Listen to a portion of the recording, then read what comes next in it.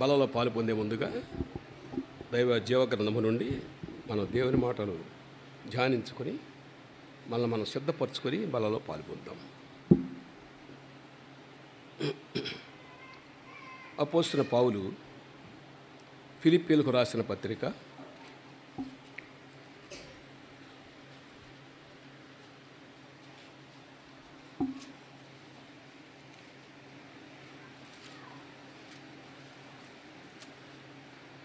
2వ అధ్యాయము మొదటి వచనం నుండి 4 వచనాలు మార్చి చదువుకుందాం. అపోస్తలుడైన పౌలు ఫిలిప్పీలకు రాసిన పత్రిక 2వ అధ్యాయము మొదటి వచనం నుండి 4 వచనాలు. కావున క్రీస్తునందు ఏ హెచ్చరిక అయినను, ప్రేమ మన ఆదరణ అయినను, ఆత్మయందు ఏ సహవాసమైనను, ఏ దయారసమైనను, వాత్సల్యమైనను ఉన్న ఎడల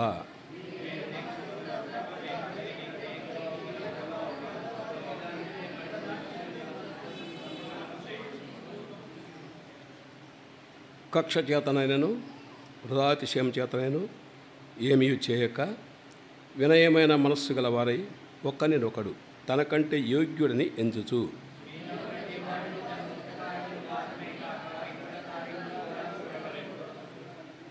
ప్రార్థన చేసుకుందాం. మా ప్రేమగల తండ్రి, కృపా సత్య సంపూర్ణుడా, మీకు వందనాలు, స్తోత్రాలు.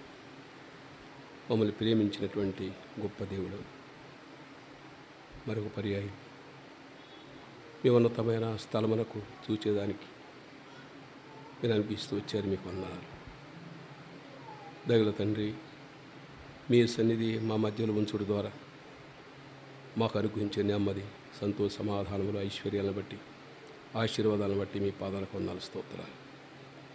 దయగల ప్రభు, మహోన్నతమైన దేవుని తండ్రి, బేదలుగా దరిద్రులుగా ఉన్న పెంట మీద ఉన్న మమ్ములను జ్ఞాపకం చేసుకుని లేవనెత్తి అన్యాక్రాంతమైన జనాంగము నుండి వేరుపరిచి పవిత్రమైన పరిశుద్ధమైన దేవుని సేవకుల మధ్యలో మేము మా సమయాల్ని మిమ్మల్ని ఆరాధించడం ద్వారా, గణపరచడం ద్వారా గడపటానికి మీరు చెప్తాడని బట్టి మీకు వందనాలు, స్తోత్రాలు. ఆరాధించిన బిడ్డలను బట్టి మీకు వందములు. ఆరాధించలేని బిడ్డలను మీరు సిద్ధపరిచి మాట్లాడి వారు కూడా ఆరాధించడానికి మీరే సహాయం చేయండి ప్రభు. గృహాల్లో కూడా, పనిపాట్లో కూడా ఉన్నప్పుడు కూడా మిమ్మల్ని సంస్తుతించాలని, స్తుతించాలని, గణపరచాలని మీరు గొప్ప ఉద్దేశం కలిగిన దేవుడు. మీ మహిమను మా ద్వారా అన్యుల మధ్యలో వెల్లడి చేసుకోవాలని ఇష్టపడుతున్న దేవుడు. ఈ మర్మమును గ్రహించేదానికి మంచి జ్ఞానం మాకు అనుగ్రహించవలసిగా ప్రార్థించుకుంటూ ఉన్నాం. ఫిలిప్పీలకు అపోస్తలుడైన పౌలు ఏమైతే హెచ్చరికలు చేస్తూ వచ్చాడో ఆ హెచ్చరిక నాడు పరిశుద్ధాత్మ దేవుని ద్వారా మాకు అనుగ్రహిస్తున్నారు నమ్ముతూ, మీ వైపే చూస్తూ మేము కూడా భవిష్యత్తులో ఆ రీతిగానే మీ చిత్తాన్ని కూడా జీవిస్తామని మేము ఒప్పుకునేదానికి మాకు సహాయం చేయవలసిగా ప్రార్థించుకుంటున్నాం. మీ మెల్లైన స్వరమును మరోసారి మాకు వినిపించి నాకు నేరుగా మాకు మేముగా పరీక్షించుకొని పరిశుద్ధమైనటువంటి శ్రేష్టమైనటువంటి బలలో పాలు పొందటానికి మాకు సహాయం చేయవలసిగా ప్రార్థించుకుంటూ, మిమ్మల్ని హెచ్చిస్తూ తగ్గించుకుంటూ ఈ సమయంలో మరోసారి మీ దాసుడు, మా ప్రియ సహోడు అబ్రాంగాన్ని కూడా మీ చెంది ఎత్తిపడుతూ యేసు నామములో స్తుతించి ప్రార్థించి వేడుకొనుచున్నాను పరమ తండ్రి, ఆమేన్.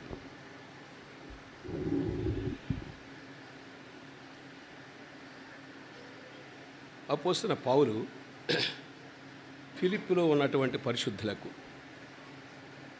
సేవకులకు, దైవజనులకు, సంఘానికి జ్ఞాపకం చేస్తూ వస్తూ ఉన్నాడు. ఆ మాటల్ని మనం ధ్యానించుకోవాలని ప్రభు నిర్ణయించాడు. తద్వారా ధ్యానించుకొని ప్రభు మన ఎడల ఏమైతే తలంపు కలిగి ఉన్నాడో ఆ తలంపు నెరవేర్చేదాని కొరకు మనం చేసుకునేదాని కొరకు ప్రభు మనకు సహాయం చేయనుగాక. కావున అంటే ఇంతకాలం కూడా విశ్వాసంతోనే కాకుండా ఆయన శ్రమలో పాలు పొందేటువంటి జీవితాన్ని పొందుకున్నటువంటి మనము, క్రీస్తు ప్రభుల వారి మరణ, భూస్థాపన, పునరుత్థానం ద్వారా మనం కూడా ఆయన పక్షముగా మనకు అనుగ్రహించినటువంటి ప్రతి కార్యమును కూడా, ప్రతి తలంపును కూడా నెరవేర్చేదాని కొరకు ప్రభు మనల్ని ఏర్పాటు చేసుకున్న దాన్ని బట్టి ఆయన కృతజ్ఞులం. ఆయన ఉద్దేశం ఏమిటి అంటే ఆయన కొన్ని హెచ్చరికలు చేస్తూ వచ్చాడు. ఆ హెచ్చరికలు ఒక మనుష్యునికి చాలా ఉపయోగకరమైనవి. ఒక్కోసారి మనం కూడా ఇతరులను హెచ్చరించినప్పుడు గాయపడుతూ ఉంటారు. గాయపడొద్దండి. దైవవాక్యం ద్వారా హెచ్చరింపబడినప్పుడు ఈ హెచ్చరిక నా కొరకే అనే తలంపు కలిగి ప్రభువునందు విశ్వాసం ఉంచి గణపరచదాని కొరకు మనం తీర్మానం చేసుకోవాలి. ప్రేమ వలన ఆదరించుట అనేది మనం జ్ఞాపకం చేసుకున్నాం. ఒక వ్యక్తికి ఉదాహరణగా అనారోగ్యం ఉన్నప్పుడు మనం విశ్వాసులంగా దేవుని బిడ్డలంగా ఆ గృహానికి వెళ్ళి ఆదరించి రావాలి. ఆ ఆదరణలోనే ప్రేమ బయలుపడుతుంది. ఆ ప్రేమ ద్వారా ఆ సహోదరి కానీ ఆ సహోదరుడు కానీ నూతనపరచబడతారు. అదే సమయంలో ఇతరులు కూడా గ్రహించి వీరికి చాలా ప్రేమ ఉంది, క్రీస్తు ప్రేమ అనేటువంటి తలంపు కలిగి వారు కూడా ప్రభు సన్నిధి రావడానికి అవకాశం ఉంటుంది. తర్వాత మూడవదిగా, ఆత్మయందు ఏ సహవాసమైనను ఏ దయారసమైనను వాత్సల్యమైనను ఉన్న ఎడల. ఏ సహవాసం, మనం ఎప్పుడు కూడా బయట ఉన్నప్పుడు కూడా దైవ సహవాసంలోనే మనం కొనసాగాలి. దైవ సహవాసం అంటే దైవ అనగానే దైవ భక్తి, దైవ భయం ఉన్నటువంటి వారు. మనందరం కూడా చాలా ధన్యులం, శ్రేష్ఠులం. ఎందుకంటే శ్రేష్టమైన దేవుడు పెంట కుప్ప మీద ఉన్న మనల్ని జ్ఞాపకం చేసుకొని ఆయన దయను మన జీవితాల్లో అనుగ్రహించి ఆ దయను కొనసాగిస్తూ ఆయన మనకు ప్రేమను వెల్లడి చేస్తూ మనం కూడా సహవాసంలో కొనసాగేదాని కొరకు కృప చూపుతూ వస్తూ ఉన్నాడు. దాని కొరకు ఆయన మనం కృతజ్ఞతాపూర్వకంగా మనం స్తుతిస్తూ ఉండాలి. తదుపరి అవసరతను బట్టి మనం విజ్ఞాపన చేసుకుంటూ హన్నావలే మనకున్నటువంటి ప్రతీదీ కూడా నోటితో పలికి మనం పొందాలి. ఉదాహరణ చెప్తాను. అడగటం అంటే ఎట్లాగనేది. సమూహంగా అడిగేది వేరు, ఇండివిజువల్గా అడిగేది వేరు. ఇప్పుడు ఒక పిల్లవాడు ఉన్నాడు, యవనస్తుడు ఉన్నాడు, సైకిల్ కావాలనుకోండి. అబ్బాయికి ఏం చేస్తాడు? సైకిల్ కావాలంటే ఎక్కడికి వస్తాడమ్మా? ఎవరి దగ్గరికి వస్తాడు? తల్లిదండ్రులకు వస్తాడు. వచ్చి ఏమడుగుతాడు? నాకు సైకిల్ కావాలని అడుగుతాడు. నాన్న నాకు అవి కావాలంటే ఏం తెలుస్తుంది? ఆయనకి తెలుసుదా? కాబట్టి సైకిల్ కావాలని అడిగినప్పుడు ఆ సైకిలే కొనిస్తాడు ఆయన. ఈ పద్ధతి ఎక్కడి నుంచి వచ్చింది? తండ్రి అని దేవుని దగ్గర నుంచే వచ్చింది.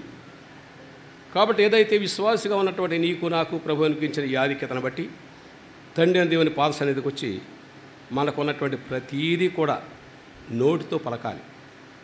పలికినప్పుడు ఆయన వినే దేవుడు.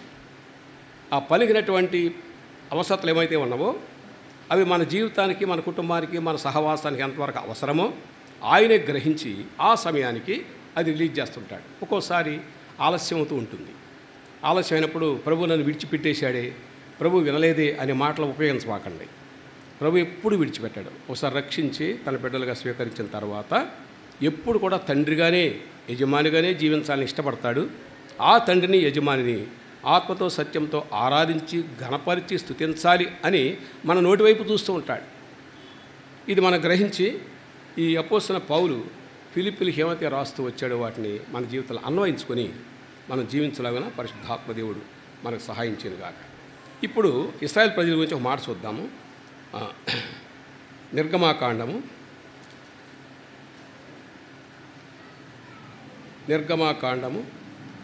ఎందుకనంత స్పష్టంగా అపోస్తలుడైన పౌలు ఫిలిప్పీయులకు తెలియజేశాడు అనే సందర్భాన్ని మనం గమనించినప్పుడు ఇక్కడ ఇశ్రాయేలు ప్రజల గురించి తెలియజేస్తూ ఉన్నాడు. నిర్గమాకాండము 6వ అధ్యాయము 8, 9 చదువు. అది నాకు ఇప్పుడు సిస్టర్స్ చదవాలి, ఇప్పుడు బ్రదర్స్ కాదు. అది మైక్ ఒకటి పోయే వాళ్ళకి. నేను రోజు చూస్తూ ఉన్నా, ఎప్పుడు బ్రదర్సే చదువుతున్నారు. మీ దగ్గర గ్రంథాలు ఉన్నాయి, మీరు కూడా చదవగలరు, కాబట్టి చదవండి. ఇదే ఇవ్వు.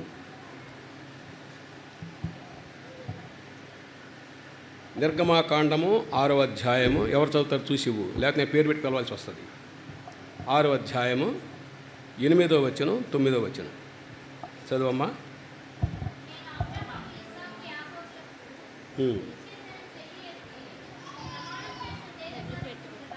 జాగ్రత్త చూడండి, గ్రంథంలో చూడండి అందరూ, అటు ఇటు చూడొద్దండి. See in your holy book.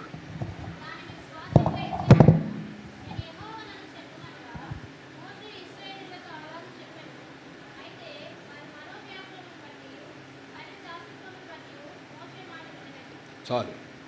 Next చదివేళ్ళు ఎవరు చదవాలంటే పెద్దల భార్యలు చదవాలి. ఒకరికి ఒక వాక్యం ఇస్తుంటాను, చదవాలి. మళ్ళీ నన్ను పేరు పెట్టి పిలవనివ్వద్దు. కాబట్టి ఇక్కడ మనం ఏం గమనిస్తున్నామంటే దేవుడు ఇశ్రాయేల్ ప్రజల విషయంలో చాలా పట్టింపు ఉంది. ఆ పట్టింపు ఈ దినాల్లో మన మీద కూడా ఉంది. కానీ గ్రహించలేక ప్రజలు అంధత్వంలో కొనసాగుతున్నారు. అందును బట్టి వాళ్ళు ఇంకా గ్రహింపు అనుగ్రహించేదాని కొరకు మోషేని ఏర్పాటు చేశాడు. మోషేకి చెప్పాడు, నేను అబ్రహాం, ఇస్సాకు, యాకోబులకు ఏమైతే వాగ్దానం చేశానో అది వీరి జీవితంలో నెరవేర్చబోతున్నా, వెళ్ళి చెప్పు. స్పష్టంగా దేవుడే చెప్పాడు. నీతో నాతో కూడా స్పష్టంగా మాట్లాడే దేవుడు ఎప్పుడు సేవకును ఉన్నటువంటి గుణలక్షణాలు ఉన్నప్పుడు. కాబట్టి స్పష్టంగా మాట్లాడే దేవుని దయచేసి విసర్జించకు. అదే అపోస్తలుడైన పౌలు ఫిలిప్పీలకు జ్ఞాపకం చేశాడు. కాబట్టి 8:9 ప్రకారం ఏం తెలుస్తుందంటే మనకి ప్రమాణం చేసిన దేశంలోకి మిమ్మల్ని రప్పించి దేవుడు చక్కని స్థలాన్ని సిద్ధపరిచాడు, వాగ్దాన దేశాన్ని. ఆ స్థలంలో ఉంటే ఎంతో సంతోషభక్తులుగా సమృద్ధితో సమాధానకరంగా జీవించేటువంటి ఆధిక్యత పొందుకుంటారు ప్రజలు. భయంకరమైన పరిస్థితిలో ఉన్నారు. భయంకర పరిస్థితులు ఉన్నటువంటి వారిని సడన్గా తీసుకొచ్చి మనకి సమాధానకరమైన స్థలంలో, ఐశ్వర్యవంతమైన స్థలంలో కూర్చోబెట్టి ఎట్లా ఉంటుందండి? సంతోషం పెళ్ళుబుకుతుంది. ఆ పెళ్ళుబుకేటువంటి సంతోషాన్ని చూడాలని దేవుని ఇష్టం. కానీ ఆ సంతోషాన్ని వెలుబుచ్చేదాని కొరకు ఇశ్రాయేల్ ప్రజలు ఇష్టంగా లేరు. ఎంత దౌర్భాగ్యం కదండి. కాబట్టి నీవు నేను బహు జాగ్రత్తగా గ్రహించుకొని ఆనాడు ఇశ్రాయేల్ ప్రజలు ఏ రీతిగా దేవుని మాటను, దేవుని సేవకుల మాటను ఉల్లంఘించి వారి చిత్తానుగుణంగా ఆలోచిస్తూ నష్టపోయినారో గ్రహించుకొని మనం నష్టపోకుండా ఉండేదాని కొరకే జీవగ్రంథంలో రాసించాడు. జరిగిన సంఘటనలన్నీ రాసించాడు. రాసించటమే కాదు, రాసించిన తర్వాత మనల్ని అన్యాక్రాంత ప్రజల నుంచి వేరుపరిచాడు. వేరుపరిచిన తర్వాత సమాధానకర్తగా, తండ్రిగా, యజమానిగా ఆయనే ఉండి ఆయన నడిపిస్తూ జీవగ్రంథాన్ని ఇచ్చాడు. This is a gift. ఇది బహుమానం. దీనికంటే ఐశ్వర్యవంతమైన ఈ లోకంలో, భూలోకంలో ఎక్కడా లేదు. ఈ ఐశ్వర్యవంతమైన గ్రంథమే, దేవుని మాటలే మనల్ని ఆ ధవళ సింహాసనానికి తీసుకెళ్తుంది. కాబట్టి ఇక్కడ వీళ్ళు నష్టపోయింది ఏమిటి అంటే, నేను యెహోవాని చెప్పమనగా మోషే చెప్పాడు. పాపం మోషే వాళ్ళు ఇష్టం వచ్చినట్టు మాట్లాడుతున్నారు, ఇష్టం వచ్చినట్టు బిహేవ్ చేస్తున్నారు. వారు గ్రహించనటువంటి అంధత్వంలో ఉన్నారు. నేను అక్కడి నుంచి తీసుకొచ్చాను కదా, తీసుకొచ్చిన విధానం వాళ్ళు గ్రహించారు కదా, ఇక మీద జరగబోయేది కూడా వాళ్ళు గ్రహించాలి కదా అని మోషేకి చెప్పినప్పుడు మోషే వెళ్ళి 9 వచ్చి ఏమంటున్నాడు? మోషే ఇశ్రాయేలుతో ఎలాగూ చెప్పాను. ఏం చెప్పాడు? చదవమ్మా.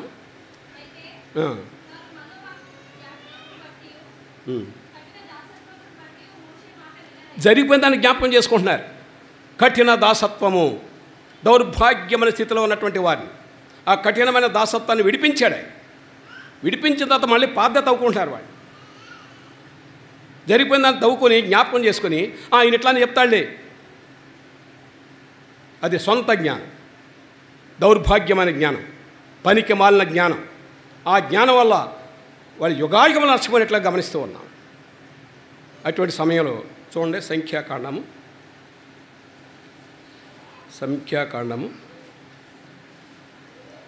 14వ అధ్యాయము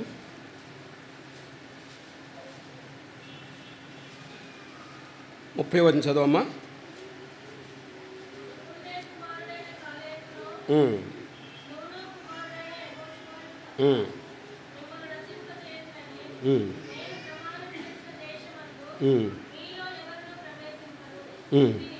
ఇది నిశ్చయం. It is established. ఎందుకని? వారి కఠిన దాసత్వాన్ని జ్ఞాపకం చేసుకొని మోషే ద్వారా దేవుడు ఏమైతే ఆమెను కబురు చేస్తూ వచ్చాడో వాటిని ఉల్లంఘించినటువంటి వారికి ఉన్నారు. అటువంటి స్థితిలో దేవుని దగ్గర గమనించండి, జాగ్రత్త సుమా. ఆయన ఎంత ప్రేమ గలవాడు, అంత కాఠిన్యం కలిగినవాడు, అంత కోపిష్టి. కాబట్టి దయచేసి దేవుని కోపం రానివద్దండి. ఎట్టి పరిస్థితులు రానివద్దు. నీకేమీ లేకపోయినా పర్వాలేదు, భూమి మీద ఏమీ లేదు, నువ్వు ప్రార్థన చేస్తున్నావు, దొరకట్లేదు, అయినా కానీ ప్రభువుని ఏమనొద్దండి. వాళ్ళు ఏం చేశారు? పెడచెవిని పెట్టారు. మోషే ద్వారా దేవుడు, అమ్మా పిల్లలతో మీరు ఆడుకుంటూ ఉంటే మీరు వాక్యం ఏమంటారు? కూర్చోబెట్టండి, లేకపోతే బయటికి వెళ్ళి కూర్చోండి. కాబట్టి ఈ ఇశ్రాయేలు ప్రజల వల్లే కాకుండా దైవజనులు దైవభక్తితో జీవమగల దేవుని హత్తుకొని శాహ జీవితం అంతా కొనసాగించాలనేటువంటి ఉద్దేశమే దేవుణ్ణి. అందుచేతనే ప్రతి దినము ప్రతి సమయంలో నన్ను ఘనపరచు, నన్ను స్తుతించు అంటున్నాడు ఆయన. ఎప్పుడైతే ఘనపరుస్తామో, ఎప్పుడైతే స్తుతిస్తూ ఉంటామో ఆయన మనకు తలంపులు ఇస్తూ ఉంటాడు. ఆయన నెరవేర్చిన కార్యములు మనం జ్ఞాపకం చేసుకుని కనపరిచేదానికి ఎట్లా నెరవేరుస్తాడు? హన్నా వలె విజ్ఞాపన చేసినప్పుడు ఆ రీతిగా కొనసాగేదానికి ఇష్టపడుతున్నాడు. చూడండి సంఖ్యాకాండము 14వ అధ్యాయము చదివారు కదా, కరెక్ట్. తర్వాత చివరికి ఎవరు చేరండి అక్కడికి, వాగ్దాన దేశానికి? ఇక్కడ సంఖ్యాకాండంలో లిఖించబడింది. మళ్ళీ ఒకసారి చదవమ్మా.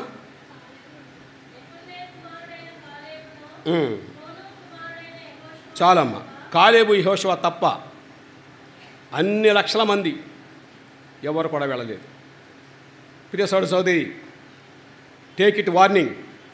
నువ్వు వారిద్దరిలో ఒక మెంబర్గా ఉంటున్నావా? దేవుడు ఏర్పాటు చేసిన వాగ్దాన దేశానికి వెళ్ళేదానికి వరకు వారిద్దరితో పాటు మూడోవాడిగా ఉంటున్నావా లేదా? ప్రశ్న వేసుకొని తీర్మానం చేసుకొని అప్పుడే బలలో చేయబెట్టు. ప్రభువా, అన్న లక్షల మందిలో నువ్వెంతో బ్రతిలాడుతూ వచ్చావు, సేవకులను ఏర్పాటు చేసావు, సేవకుల ద్వారా హెచ్చరిక చేస్తూ వచ్చావు, వారికి అన్ని విధాలుగా నేర్పిస్తూ వచ్చావు, జ్ఞాపకం చేస్తూ వచ్చావు, చెప్తూ వచ్చావు. అయినప్పుడు కూడా పెడచెవిని పెట్టారు అని నీవు నేను గ్రహించుకొని, నేను పెడచెవిని పెట్టను, నేను నీ కుమారుని నీ కుమార్తెను, ఇక మీదట నీ చిత్తానుగుణంగానే జీవిస్తాను, నువ్వేం సెలవిస్తావో అదే నా మార్గం అనేటువంటి తీర్మానం వచ్చినటువంటి వారు మాత్రమే ఈ ఇద్దరితో పాటు కాలేబు యెహోషువతో పాటు మూడో వ్యక్తి కూడా ఆ స్థానానికి వెళ్ళటానికి సిద్ధపడండి వాగ్దాన దేశాన్ని. కాబట్టి ఆ కాఠిన్యమైన మన జీవితంలో జరిగిన సంఘటనలన్నీ కూడా మనం ఎక్కువగా త్రవ్వుకొని బాధపడే కంటే కూడా, ప్రభువా ఇక మీదట ఇటువంటి పరిస్థితులు నా జీవితంలో రానివ్వకు, నేను నీ కుమారుడిగా కుమార్తెగా జీవించాలని ఇష్టపడుతున్నా. అట్లనే ఇశ్రాయేలు ప్రజలు ఏ రీతిగా నష్టపోయినారో ఆ రీతిగా నష్టపోవడం నాకు ఇష్టం లేదు. నన్ను రక్షించావు కాబట్టి, నీ కుమారుడు కుమార్తెగా స్వీకరించేటువంటి ఆధిక్యత అనిపించావు కాబట్టి, ఆ యొక్క జీవితాన్ని చక్కగా సంతోషంగా సమాధానంగా సమృద్ధితో ఆశీర్వాదాలతో పరిశుద్ధమైన జీవితాన్ని జీవిస్తూ ఆ పరిశుద్ధమైన దేవుని స్మరించుకుంటూ ఆ పరిశుద్ధమైనటువంటి దేవుని యొక్క గొప్ప కార్యములు అన్యాక్రాంతమైన ప్రజలకు తెలియజేస్తూ వారిని కూడా నీ సమీపస్థగా తీసుకొచ్చేదానికి నేను తీర్మానం చేసుకుంటున్నాను. ప్రభువా జార్సమా, మిమ్మల్ని ప్రేమించి కర్మేలు ప్రార్థనా మందిరం సమీపంలో పెట్టాడు దేవుడు, దూరంగా వెళ్ళమని చెప్పలా. ఇంతకుముందు అయితే 30-40 సంవత్సరాల క్రితం అయితే హెబ్రోన్కి హైదరాబాద్ నుంచి నడుచుకుంటూ వచ్చేవాళ్ళు, బళ్ళు ఉన్న వాళ్ళు బళ్ళ మీద వచ్చేవాళ్ళు, కొంత బస్సుల్లో వచ్చేవాళ్ళు, అట్లా వచ్చేవాళ్ళు. కానీ ఇప్పుడు ప్రతి స్థలంలో కూడా అందుబాటులో పెట్టాడు దేవుడు మందిరాన్ని, మీకు కూడా అందుబాటులో పెట్టాడు. ఎందుకు? నా కుమార్తె శ్రమ పడకూడదు, సమయం వ్యర్థం చేసుకోకూడదు. కాబట్టి వీరు కూడా వాగ్దాన దేశానికి అనగా ఏమైతే దాచి ఉంచానో వాటన్నింటినీ కూడా వారికి అనుగ్రహించడానికి నేను ఇష్టపడతాను. కాబట్టి పొందుకునే దాని కొరకు వాళ్ళు నా మార్గంలో కొనసాగాలి అని దేవుని ఉద్దేశం. కాబట్టి అలా అయితే వారు మనోవ్యాకులను బట్టి కఠిన దాసత్వం బట్టి మోషే మాట వినరైరి. కాబట్టి ప్రియ సోదరి బ్రతులాడుతున్నా దయచేసి దైవజనులు ఎవరైనా చెప్పినప్పుడు దయచేసి స్వీకరించి మన చేతనైనంత వరకు దాన్ని కొనసాగించడానికి ప్రయత్నం చేసుకోండి. చేత కాని సమయంలో ప్రభు దగ్గర క్షమాపణ అడిగి జీవితాన్ని కొనసాగించండి. చూడండి యాకోబు రాసిన పత్రిక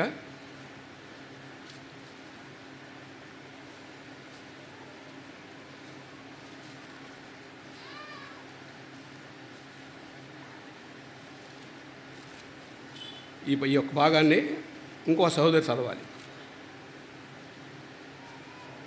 యాకోబు రాసిన పత్రిక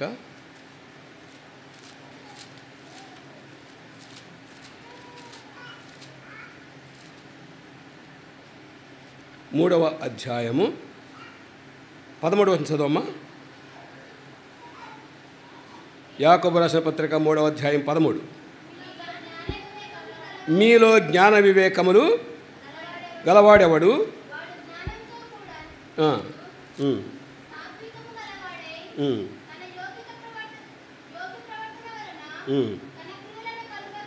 చాలండి. కాబట్టి నీకు నాకు ప్రభు జ్ఞాపకం చేసేది ఏమిటి అంటే, అపోస్తలుడైన పౌలు ఫిలిప్పీలకు జ్ఞాపకం చేస్తూ వచ్చాడు. యాకోబు పత్రికలో యాకోబు జ్ఞాపకం చేస్తూ వచ్చాడు. ఏమని? జ్ఞాన వివేకములు గలవాడెవడు. నీ జ్ఞానం ఉందా, వివేకం ఉందా? ఆ జ్ఞాన వివేకములు తండ్రి దగ్గర గుప్తములై ఉన్నాయి. ఒకవేళ నీ జ్ఞానం లేకపోతే, పరలోక జ్ఞానం లేకపోతే, ప్రభువా నేను ఈ లోక జ్ఞానంతోనే జీవిస్తున్నా, ఇక మీద ఈ రీతిగా జీవించడం నాకు ఇష్టంలే, నీ జ్ఞానంతో జీవిస్తా, please give me your wisdom. నీ జ్ఞానం నాకి, నీ వివేకం నాకి. ఆ విధమైన జీవితం జీవించడం ద్వారా అన్యాక్రాంతమైన ప్రజల సన్నిధిలో వారు చూసేటప్పుడు ఆయన మహిమను మనం వెల్లడి చేయగలుగుతాం. కాబట్టి ప్రియ సోదర సోదరి, ప్రాధీపడి మనం చేస్తున్నా అనేక పర్యాయాల నుంచి దేవుని వాక్యం వింటూ ఉన్నాం.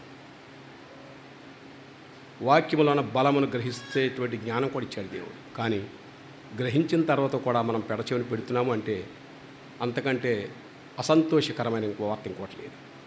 అందుని బట్టి యాకోబు ఎంత తేటగా రాసినాడంటే, జ్ఞాన వివేకములు గలవాడేవాడు దయచేసి ప్రభు అయినటువంటి దేవుడిచ్చిన జ్ఞానము, ప్రభు అయిన దేవుని హస్తంలో గుప్తములో ఉన్నటువంటి వివేకము, ఆ రెండు విషయాలు ఎవరికైనా కొరత ఉంటే ముందు మోకాళ్ళుని ప్రార్థన చేసి, ప్రభు ఆ రెండు నాకు ఇంతవరకు నా జ్ఞానంతో జీవిస్తూ వచ్చాను ఈ భూమి మీద, ఇక మీద ఈ భూమి మీద అయినా సరే యుగాయుగములు నీ జ్ఞాన వివేకంతో జీవిస్తాను తీర్మానం చేసుకున్న వారు మాత్రం బలవలు చేపెట్టండి. Otherwise don't put your hand. ఎప్పుడైతే ఆ రెండు కూడా ప్రభు నుండి పొందుకుంటావో, ఎప్పుడు తీర్మానం చేసుకుంటావో అప్పుడు పవిత్రం అవుతుంది నీ హృదయము, నీ హస్తం కూడా. అప్పుడు మాత్రమే పవిత్రమైన బలలో చేపెట్టాలి. రెండవది 17వ చదవమ్మా, ఒక క్షణం ఉండండి. 13వ వచనంలో వాడు జ్ఞానంతో కూడిన సాత్వికము గలవాడై, సాత్వికం ఒబీడియన్స్ ఉండాలి, తగ్గింపు ఉండాలి. ఆ తగ్గింపు ప్రతి సమయంలో కూడా ఉంచుకుంటే ప్రభువే ఎంతో ఆశీర్వదిస్తాడు. రెండవదిగా తన యోగ్య ప్రవర్తన, యోగ్యము. ప్రభువైన దేవుడు ఎటువంటి వాడు? ప్రభువైన దేవుడు యోగ్యుడు. ప్రభువైన దేవుడు యోగ్యుడు. కాబట్టి అటువంటి యోగ్యత కలిగిన మాత్రమే. ఏదో ఎన్నో పాట చూడండి, 100వ పాట, ఆరాధనలకు యోగ్యుడు అనే పాట చూడండి.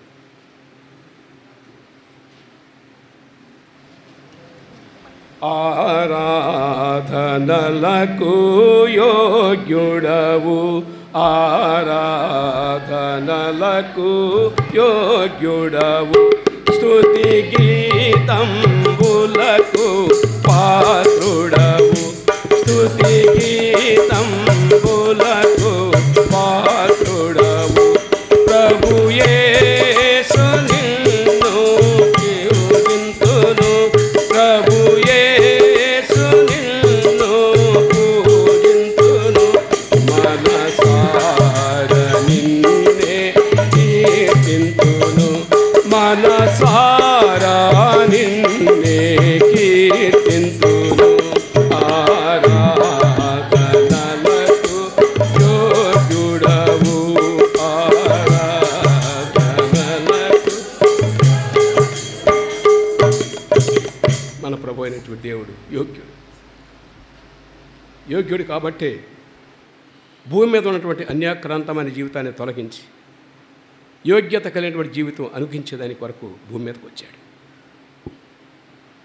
ఆ యోగ్యత నీకు నాకు ఉచితంగా ఇచ్చాడు. ఉచితంగా పొందుకోండి మనము. ఆ యోగ్యత కొనసాగేదానికి వరకు తీర్మానం చేసుకుని, ప్రభువైన దేవా నువ్వు యోగ్యుడు, నేను అయోగ్యురాలను, కానీ మీ ప్రియకుమారుడు మరణించి సమాధి చేయబడి తిరిగి లేచుడు ద్వారా నాకు యోగ్యత అనిపించావు, నేను ఎట్లా తీర్చుకోగలను? అటువంటి ప్రశస్తమైన, పరిశుద్ధమైన, శ్రేష్టమైన జీవితాన్ని కొనసాగించడానికి కొరకే యాకోబు ద్వారా జ్ఞాపకం చేయబడింది. తన యోగ్య ప్రవర్తనలో తన క్రియలను కనపరచవలను. క్రియ మనం ఏమైతే చేస్తున్నామో ఆ చేసే పనిని బట్టి యోగ్యత కనిపిస్తూ ఉంటుంది. ఈయన దేవుని కుమారుడా, దేవుని కుమార్తెనా కాదా, మనం చేసే క్రియలను బట్టి. కాబట్టి జాగ్రత్త సుమ, ప్రతి క్షణము కూడా నువ్వు బయట ఉన్నా, లోపల ఉన్నా, గృహంలో ఉన్నా, పనిలో ఉన్నా, ఎక్కడున్నప్పుడు కూడా దేవుని యొక్క యోగ్యత కలిగినటువంటి నీవు ఆ యోగ్యత కొనసాగించుకుంటూ నీవు యోగ్యుడవు అని అన్యుడు చెప్పగలగాలి. ఈ పనికి ఈమె యోగ్యురాలు, ఈయన యోగ్యుడు అని అధికారి కూడా చెప్పాలి. అటువంటి స్థితిలో చూడాలని ప్రభు ఇష్టపడుతున్నాడు. ఆ మాటను ప్రభు చేత ఆత్మ ద్వారా పొందినటువంటి యాకోబు వ్రాస్తూ వచ్చాడు. ఏమని? తన యోగ్య ప్రవర్తన తన క్రియలను కనుపరచవలెను. కాబట్టి నీ యోగ్యతను బట్టి, నీ క్రియలను బట్టి నువ్వు ఎటువంటి యోగ్యుడవో యోగ్యురాలో బయలుపడుతుంది. అంటే మొట్టమొదటి ఎక్కడ స్టార్ట్ అవుతుంది? మాట దగ్గర స్టార్ట్ అవుతుంది. నాలుకను కంట్రోల్ పెట్టుకుందాం. నాలుక పరిపరి విధాలుగా మాట్లాడేటువంటిది, మనుషులను బట్టి మాట్లాడేటువంటిది, సమయాన్ని బట్టి మాట్లాడేటువంటిది, సందర్భాన్ని బట్టి మాట్లాడేటువంటిది. ఆ నాలుకను కంట్రోల్ పెట్టుకుంటే యోగ్యత ప్రారంభమవుతుంది. దేవునికి ఇష్టమైనటువంటి యోగ్యత. ఆ నాలుక ఎప్పుడు కూడా ప్రభువును స్తుతించేటువంటి నాలుకై ఉండాలి.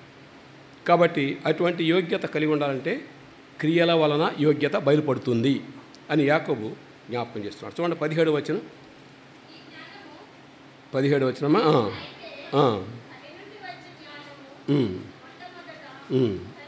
పవిత్రమైనది, తరువాత సమాధానకరమైనది, మృదువైనది, సులభముగా లోబడినది, కనికరముతోనూ మంచి ఫలంతోనూ నిండుకొన్నది, పక్షపాతమైనను వేషధారణను లేనిదినై ఉన్నది. ఇవి క్రియలు.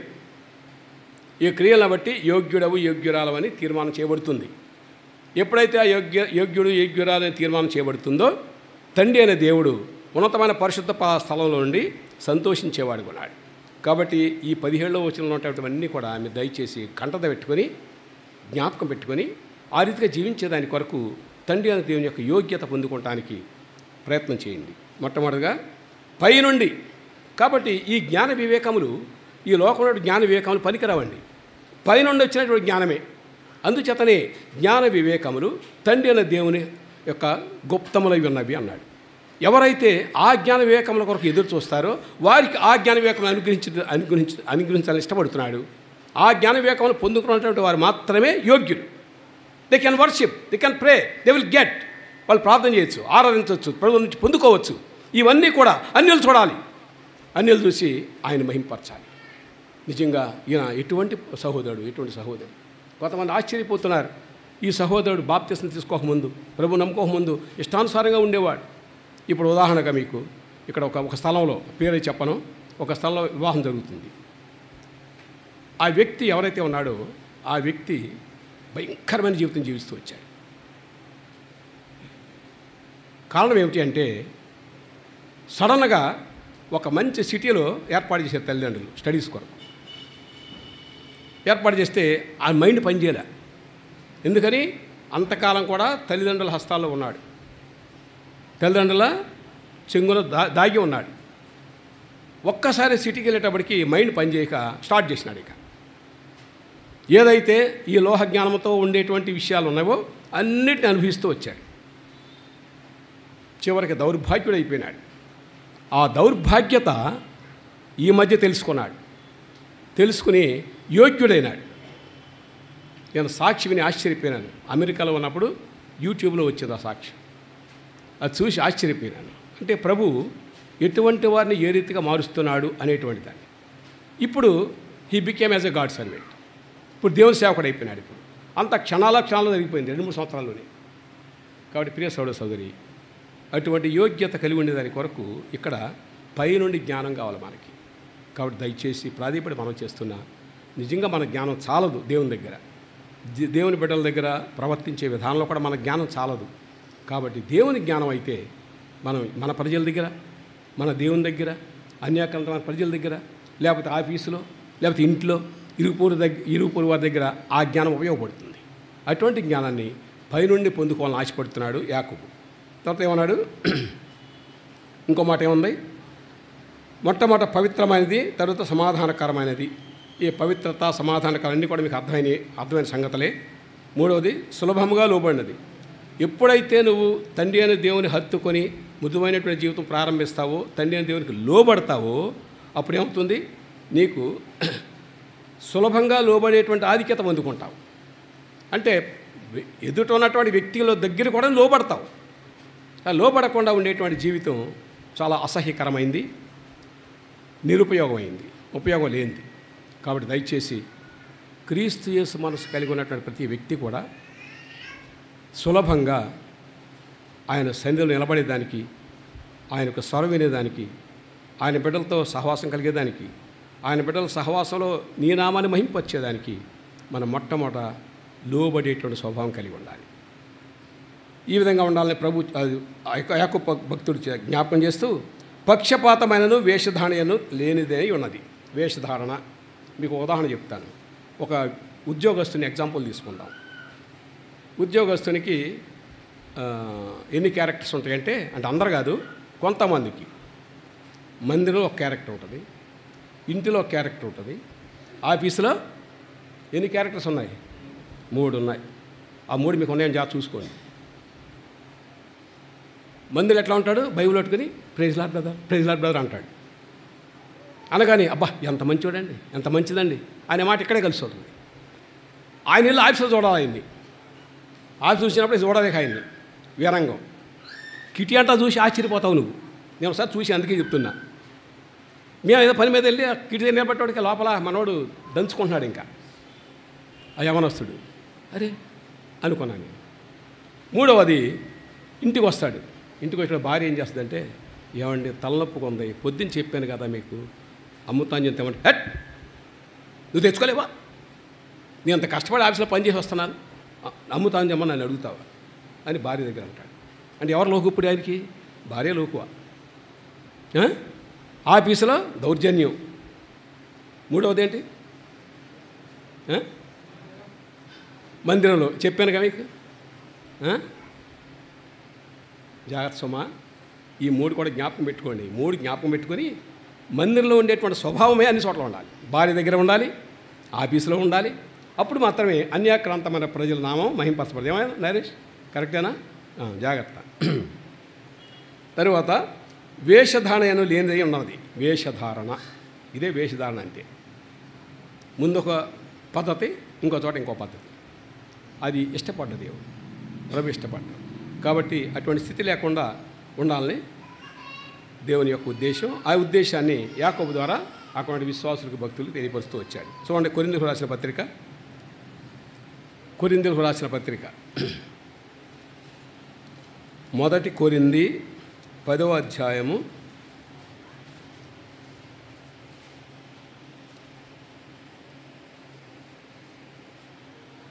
23-24 చదువమ్మా.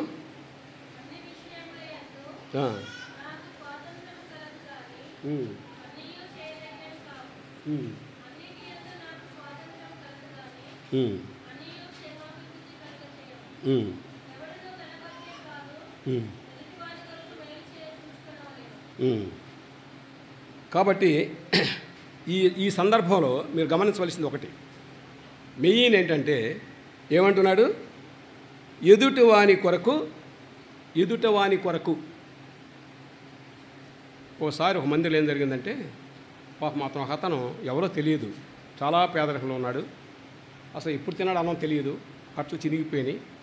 మా రోడ్డు అంతా వెళుతూ ఈ మందిరం కనపడింది. మందిరం దగ్గర ఆగాడు ఆయన.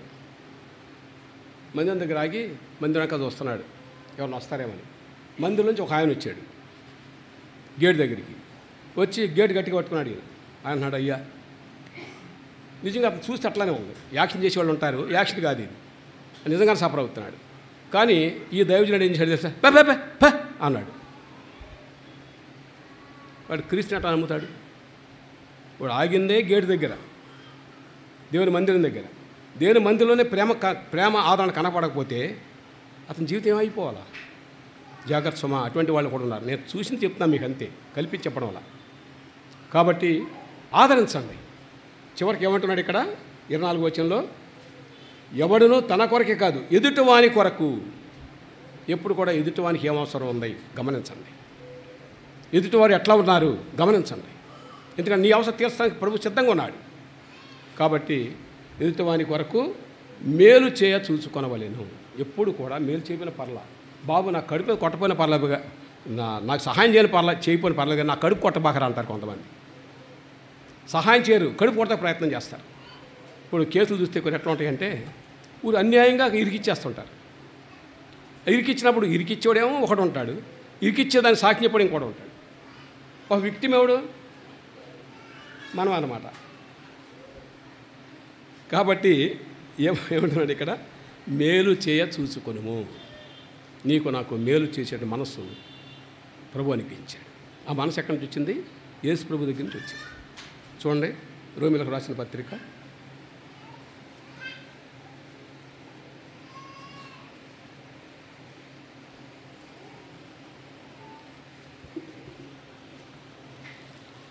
రోమీయులకు రాసిన పత్రిక 14వ అధ్యాయం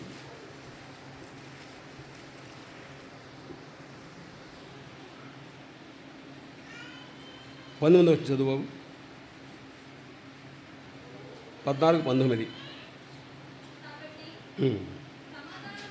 ఉమ్. ఉమ్. ఉమ్. ఉమ్. ఉమ్. ఉమ్. ఉమ్. చాలు. కాబట్టి అన్నాడు ఇక్కడ, సమాధానం పరస్పర క్షేమాభివృద్ధిని కలుగుజేయు వాటిని ఆసక్తితో అనుసరించడి. ఏదో అలవాటు ప్రకారం కాకుండా ఆసక్తితో, అంటే ఒకరు సహాయం చేసేటప్పుడు ఆసక్తితో చేయాలి, ఒకరికి మాట సహాయం చేసేటప్పుడు ఆసక్తితో చేయాలి, ఎవరికైనా హస్తం అందించేటప్పుడు ఆసక్తితో చేయాలి. అటువంటి ఆసక్తి కలిగి ఉండేటువంటి మనసు క్రీస్తుకు ఉన్నాయి. కాబట్టి క్రీస్తు యేసున కలిగిన మనసునే మనం కలిగి ఉండాలంటే దేవుని ఉద్దేశం. ఆ ఉద్దేశాన్ని అపోస్తలుడైన పౌలు ఫిలిప్పీల దగ్గర స్టార్ట్ చేసి రోమా దగ్గరికి వచ్చాడు, రోమీలకు కూడా తెలియజేస్తూ వచ్చాడు. కాబట్టి నీకు నాకు ప్రభు అనిపించిన ఆధిక్యతను బట్టి మనం ప్రభువుని గణపరుస్తూ మన శాశ్వత జీవితాన్ని కొనసాగించలాగిన ప్రభు మన సహాయం చేస్తాడు. అదే సమయంలో హెబ్రీయులకు రాసిన పత్రిక 3వ అధ్యాయం 1-2 వచనాలు చదవండి త్వరగా.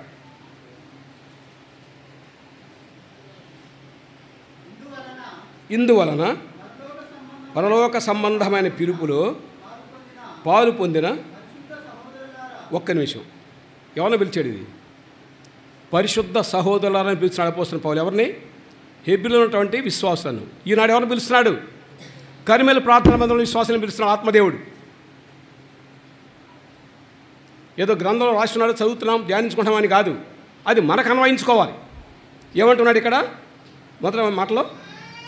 పాలు పొందిన పరిశుద్ధ సహోదరులారా. ప్రతి ఒక్క వ్యక్తి కూడా ఈ సహోదరుడు ఆయన్ని పరిశుద్ధుడిగా చూడాలి, ఆ సహోదరుడు ఈయన్ని పరిశుద్ధుడిగా చూడాలి, ఈ సహోదరి ఆయన్ని పరిశుద్ధమైన సహోదరుడు, ఆ సహోదరిని పరిశుద్ధమైన ఈ పరిశుద్ధత అనేటువంటిది కానీ నువ్వు బయలుపరుస్తూ తెలుసుకుంటూ ఉంటే మాత్రమే దేవునికి ఇష్టం. అది అపోస్తలుడైన పౌలు హెబ్రీయులకు జ్ఞాపకం చేస్తూ ఏమన్నాడు? మనం ఒప్పుకొనిన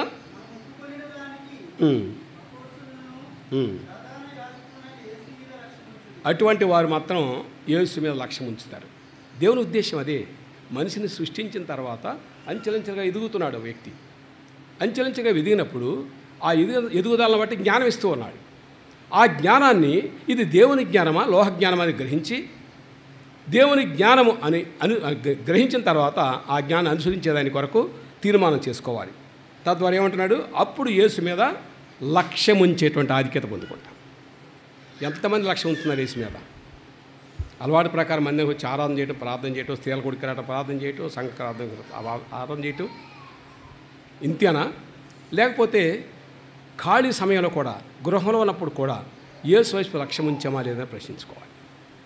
యేసు వైపు లక్ష్యం ఉంచితే ఆయనకు ఉన్నటువంటి సమాధానకరమైన జీవితం, లోబడేటువంటి జీవితం. ఎంత లోబడ్డాడండి యేసు ప్రభు? ఎవరు అక్కర్లా మనకి ఎగ్జాంపుల్? యేసు ప్రభు ఒక్కసారి ఏమి అంత అవసరం ఆయనకి? ఈ అన్యాక్రాంతమైన ప్రజలు, పెంటకుప్ప మీద ఉన్న ప్రజలు, భయంకరమైన ఆపదలు ఉన్నట్టు ప్రజలు, బేదలాంటి ప్రజలు, వీరంతా కలిసి ప్రధాన యాజకుల దగ్గర కూర్చోవాలని తలంపు కలిగి ఆయన శిలువ మీద ఘోరమైన మరణం పొందాడే. ఎందుకు పొందగలిగాడు? ఆయన లోబడ్డాడు, తండ్రికి లోబడ్డాడు. మనం ఎందుకు లోబడాం? కాబట్టి మనుషులకు లోబడక్కర్లా, దేవునికి లోబడండి మొట్టమొదట. తదుపరి ఎదుటిన్న మనిషి నాకంటే యోగ్యుడు అని ట్రీట్ చేయండి. దెన్ అన్యుడు నీ జీవితంలో జీవముగల దేవుని యొక్క మనస్సును చూడగలడు. జీవముగల దేవుని మనస్సును ఈ మనుషులను చూసినప్పుడు తను కూడా జీవముగల దేవుని మనస్సును చూడాలి అనేటువంటి ఆశ కలిగి ఆత్మీయ ఐశ్వర్యంతుగా మారేదాని కొరకు ప్రభు నిన్ను ఏర్పాటు చేసుకున్నాడు. చదువమ్మా.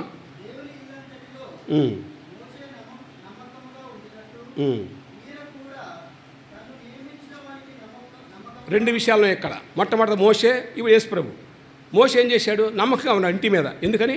ప్రభు అంటాడు, మోషే, ప్రభువా, ఎంత చక్కని పిలుపు, చక్కని పిలుపు. ఆయన పిలుస్తున్నాడు మనల్ని కూడా. నిద్రలో పిలుస్తాడు, మామూలు వాక్యం పిలుస్తాడు, ధ్యానించినప్పుడు పిలుస్తాడు, దేవుని మందిరం ఆరాధించినప్పుడు పిలుస్తాడు. ఆ పిలుపుని జాగ్రత్తగా గమనించాలి మనం. మోషేని పిలిచినాడు. మోషే, ప్రభువా ఏం చేయమంటావు? పో, go to Israel's, tell them, చెప్పు వాళ్ళకి, నేను వాళ్ళని విడిపించి వాగ్దాన దేశం తీసుకెళ్తా అని చెప్తుంటే తలకాయించుకుని సరే ప్రభువా అని వెళ్ళిపోయాడు. వీళ్ళు ఉల్లంఘించారు సరి కదా, ఆయన ఆజ్ఞలు లోబడ్డాడు, వాళ్ళు ఉల్లంఘిస్తూ వచ్చారు. అయినప్పుడు కూడా నలిగిపోయాడు మోషే. యేసుక్రీస్తు ప్రభుల వారు తండ్రి చెత్త నెరవేర్చుతాం ఈనాడు కర్మేల్లో కూర్చుని సర్వలోకం ఉన్నటువంటి విశ్వాసంతా ఆరాధించేదాని కొరకు ప్రభుదేవం ఏర్పాటు చేసిన గాను ఆయన యేసు ప్రభువును భూమి మీద పంపించినప్పుడు యేసు ప్రభువా తండ్రి నేను యవనొస్తుండే అనలేదే. ఆయన యవనొస్తుడు కదా, ఆయన మాట అనలేదు. ప్రభువా నీ చిత్తం ఏమిటి? చూడు ప్రభు కుమారుడా చూడు, ఇది వీళ్ళందరినీ ఈ ప్రధానుల దగ్గర కూర్చోబెట్టాలి. ఎట్లా కూర్చోబెట్టగలం? అన్యులుగా ఉన్నారే, అన్యులు మార్చబడాలి అంటే నువ్వు రక్తం కార్చాలి, నువ్వు మరణం పొందు అని తండ్రి ఆజ్ఞ ఇచ్చాడు. ఆజ్ఞకు హీ ఒబేయిడ్. ఆయన లోబడి చిత్తం ప్రభువా నువ్వు చెప్పినట్లుగా అన్యాక్రాంతమైన ప్రజల హస్తాల్లో నా జీవితాన్ని సమర్పించుకుంటా. ఆయన గాయపరిచినప్పుడు, ఆయన శిరస్సు మీద ముళ్ళ కిరీటం పెట్టినప్పుడు, ఆయన భార్యతో బళ్ళెంతో పొడిచినప్పుడు అవన్నీ కూడా జ్ఞాపకం చేసుకుంటే ఒక విశ్వాసి దినదినము ఆత్మీయ ఐశ్వర్యంతుడవుతాడు. ఈ రెండు విషయాలను కూడా అపోస్తలుడైన పౌలు జ్ఞాపకం చేస్తూ వచ్చాడు. ఇప్పుడు మోషే పరిస్థితి, యేసు ప్రభు పరిస్థితి. మరి నీ పరిస్థితి ఏమిటి? ఇవాళ పరిశుద్ధాత్మదేవుడు నీ పరిస్థితి ఏమిటని ప్రశ్నిస్తే ఏమి చెప్తావు ప్రియ సహోదర సహోదరి? కాబట్టి ఈ 2వ అధ్యాయంలో ఉన్నటువంటి ఈ 23, 24 ఈ వచనాలను జ్ఞాపకం చేసుకొని మనము ఆ రీతిగా జీవించేదాని కొరకు మనం కూడా తీర్మానం చేసుకోవాలి.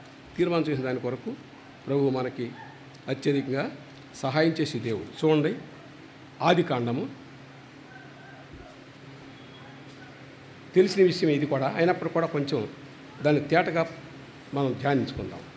ఆదికాండము 7వ అధ్యాయము మొదటి వచనం చదువు బాబు త్వరగా.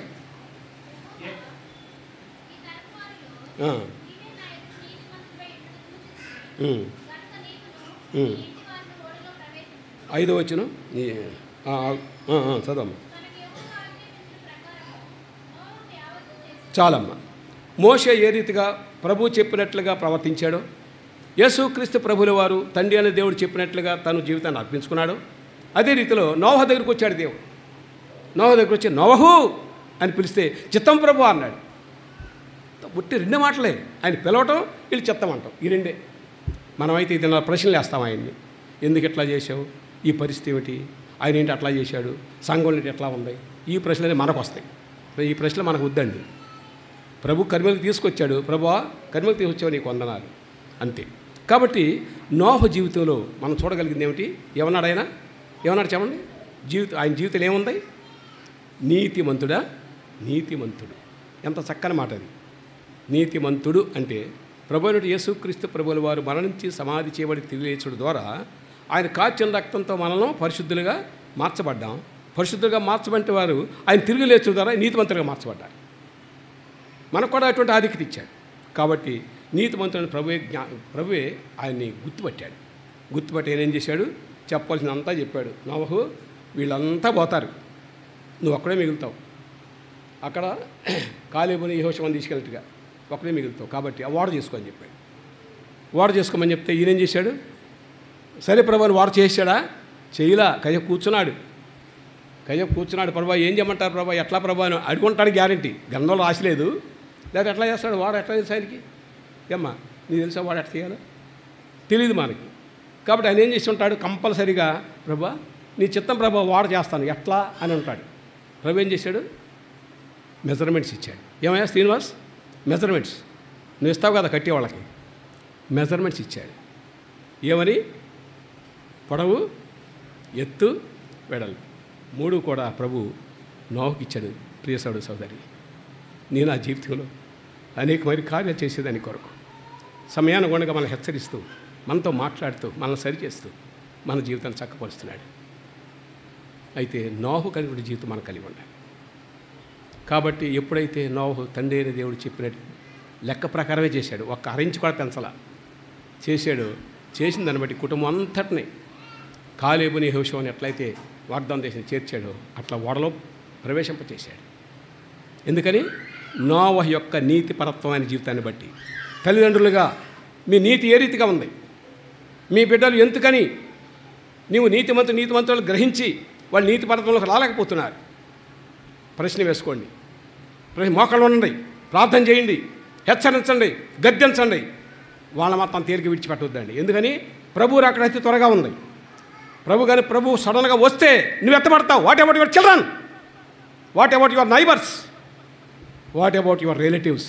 నీ బంధువుల సంగతి ఏంటి? ఈ ప్రశ్న వేసుకుని అన్యుల కొరకు ఎట్లయితే ప్రయాసపడుతున్నావో కుటుంబీకుల కొరకు బంధువుల కొరకు అట్లా ప్రయాసపడినట్లయితే ప్రభు నోహ కుటుంబాన్ని ఏ రీతిగా శ్రేష్టమైన స్థలంలో చేర్చాడో అట్లనే ఆ శ్రేష్టమైన స్థలంలోనికి నేను కూడా వెళ్ళేదాని కొరకు ప్రభు మనకి సహాయం చేస్తాడు. చివరిగా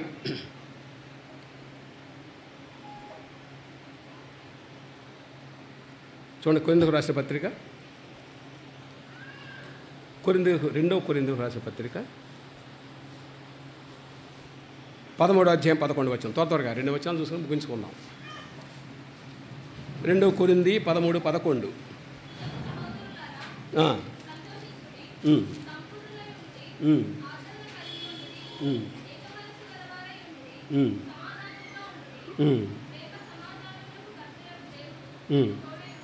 ఓకే, కాబట్టి ప్రభు ఏమి ఇచ్చాడు మనకి? ఈ యొక్క కొరింథీయులకు రాసినటువంటి పత్రికలు, కొరింథీయులు అంటే పరిశుద్ధులు సంఘము, అట్లానే కరిమేలో ఉన్నటువంటి పరిశుద్ధులు సంఘము. కాబట్టి రాసినటువంటి మాటలు మనకు కూడా రాశాడు. ఏమని రాశాడు? 11లో తుదకు సహోదరులారా, చక్కని పిలుపది. నా కుమారుడు అంటాడు ప్రభు అయినటువంటి దేవుడు. అపోస్తలుడు పౌలు అంటున్నాడు నా సహోదరులారా అంటున్నాడు. ఎక్కడి నుంచి వస్తుంది పిలుపంతా? ఆ జ్ఞానాన్ని బట్టి వస్తుంది. తండ్రి అయిన దేవుని యొక్క పరలోక జ్ఞానాన్ని బట్టి ఆ పిలుపులు కూడా మన నోటి నుంచి కూడా వస్తాయి. అటువంటి పిలుపులు చూడాలని, ఆ పిలుపులే మన జీవితంలో అన్వయించాలని ప్రభు కోరుతున్నాడు. కాబట్టి నేను కూడా ఆ పిలుపు కొరకు ఎదురు చూడాలి. నా కుమారుడా అని పిలిచేట్లుగా మనం జీవించాలి, యోగ్యత కలిగి జీవించాలి. ఎప్పుడైతే మనం అడుగుతామో, నా కుమారుడు అడిగాడు, నా కుమార్తె అడిగింది, దీన్ని ఇవ్వాలి అనేటువంటి తలంపు తండ్రి కలిగేటట్లుగా మనం జీవించాలి. అదే యోగ్యకరమైన జీవితం. రెండవది ఏమన్నాడు 11వ వచనంలో? ఏక మనస్సు గలవారై ఉండుడి, సమాధానముగా ఉండుడి, ప్రేమ సమాధానములకు కర్తయ్యకు దేవుడు మీకు తోడే ఉన్నాడు. ప్రేమ సమాధానము, ఈ రెండు కూడా దయచేసి ఎక్కడ దొరకవండి.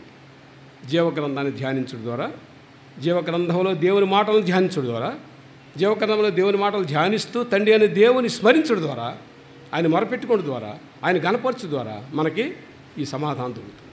అంతవరకు సమాధానం దొరకదు. డబ్బు ఉంటే దొరకదు, బంధువులు ఎక్కువ ఉంటే దొరకదు, ఐశ్వర్యవంతమైన జీవితం ఉంటే దొరకదు, ఉన్నతమైన దేశం ఉంటే దొరకదు.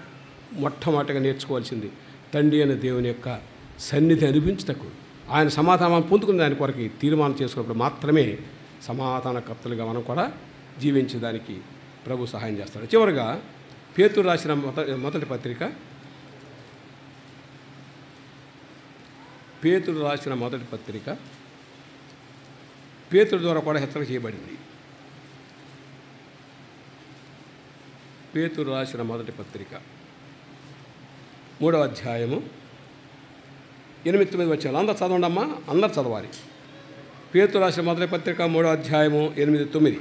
తుదకు మీరందరూ ఏక మనస్కులై ఒక్కరి సుఖ దుఃఖముల యందు ఒకరు పాలుపడి సహోదర ప్రేమ గలవారును కరుణాచిత్తులను వినయ మనస్కులు కలగయునుడి.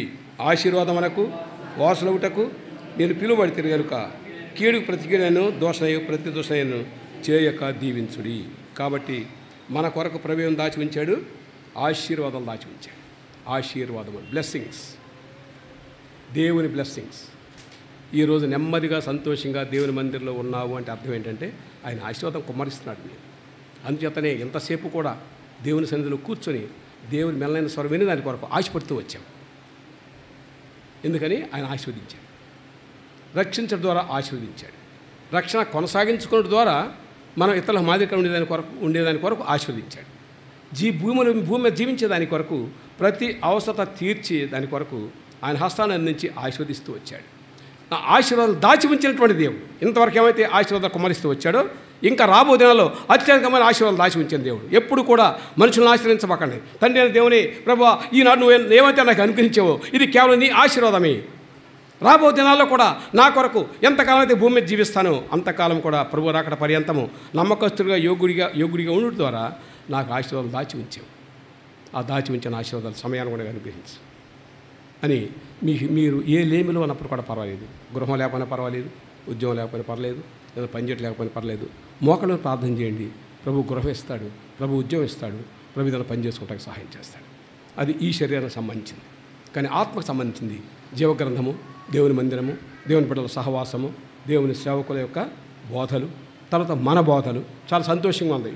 ఇక్కడ కూడా మన నాగేష్ కానీ, జోసఫ్ కానీ, సురేష్ ఇంకెవరెవరో బోధలు చేస్తున్నారని తెలిసింది. చాలా సంతోషపడ్డాది.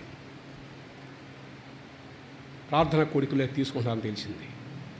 చాలా సంతోషపడ్డా. ప్రభువా, కర్మేల్ మందిర్లో నువ్వు రక్షించినటువంటి బిడ్డలు, ప్రధాన యాజకుల మధ్యలో కూర్చున్నటువంటి బిడ్డలు, నీ సన్నిధిలో కూర్చున్నటువంటి బిడ్డలకు జీవ గ్రంథము నుండి వాక్యం బోధించినటువంటి భాగ్యం ఇచ్చేవే.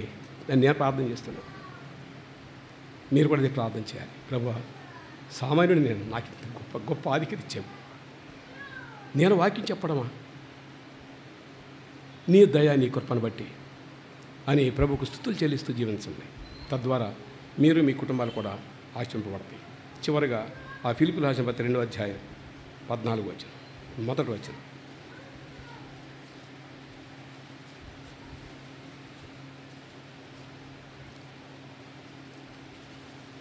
రెండవ అధ్యాయము 5వ వచనం చదవండి చివరగా. క్రీస్తు యేసునకు కలిగిన ఈ మనస్సు మీరును కలిగి ఉండుడి. 4వ వచనం, మీలో ప్రతివాడును తన సొంత కార్యాలను మాత్రమే కాక ఇతరుల కార్యాలను కూడా చూడవలను. యేసు ప్రభు చేసిన పని అదే.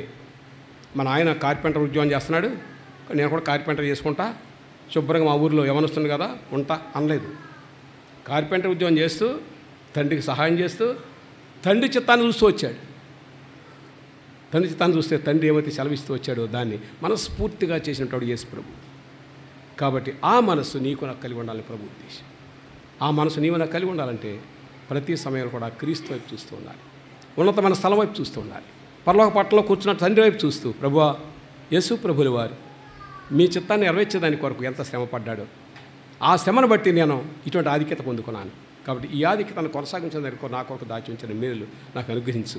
పొందుకున్నటువంటి నేను అన్యాకరంత మన ప్రజలకు మాదిరిగా జీవిస్తాను, క్రీస్తు యేసులో కలిగిన మనసు జీవిస్తాను అనే తలంపులో నువ్వు స్థిరపరచుకొని స్థిరం చేసుకున్నట్లయితే ప్రభు మీ అందరినీ అన్ని కుటుంబాలని బహుగా దీవిస్తాడు. జ్ఞాపకం పెట్టుకోండి. బల్లో పాల్పొందాం.